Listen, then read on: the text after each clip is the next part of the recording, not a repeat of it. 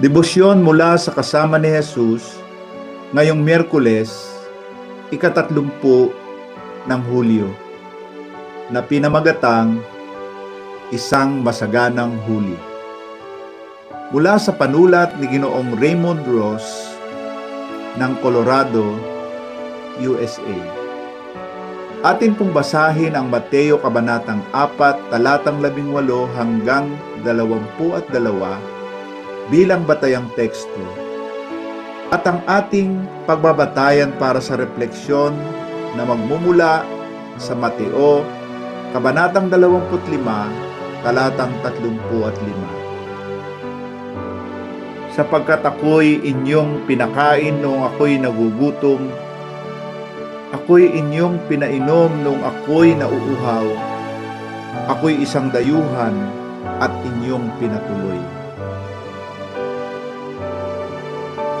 Maraming taon na ang nakaraan, ako ay nanirahan sa Key West, Florida.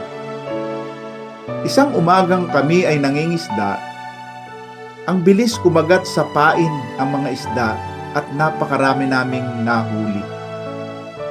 Napansin namin ang aming huli ay higit pa sa kaya naming kainin, kaya't nagpasya na kaming bumalik sa Pampanga.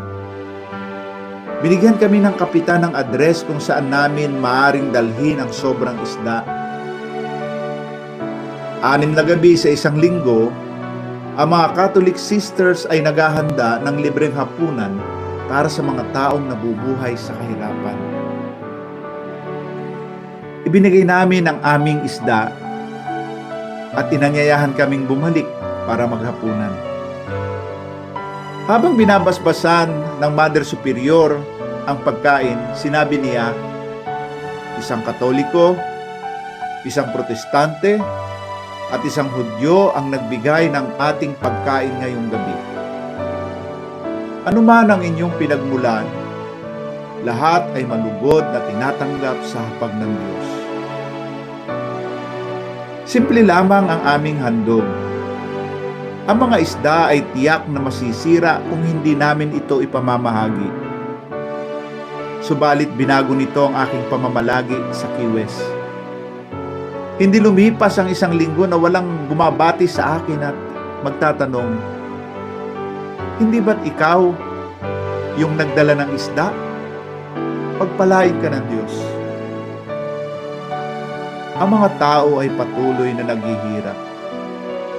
Tumingin tayo sa paligid at pansinin ang mga taong nagugutom, nalulungkot o giniginaw.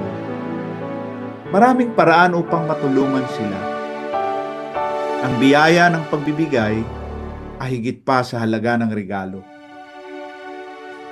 Tayo po ay manalangin at isama natin ang mga taong nangangailangan ng ating tulong. Mapagmahal na Diyos, salamat sa mga pagkakataong magbahagi ng aming mga biyaya. Buksan mo ang aming mga mata upang makita ang mga tao sa paligid namin na nangangailangan. At gabayan mo kami upang sila'y matulungan. Amen. At para po sa isipin ngayong araw, gagawa ang Diyos ng mga dakilang bagay mula sa simpleng mga handog. Mapagpalang araw po sa ating lahat.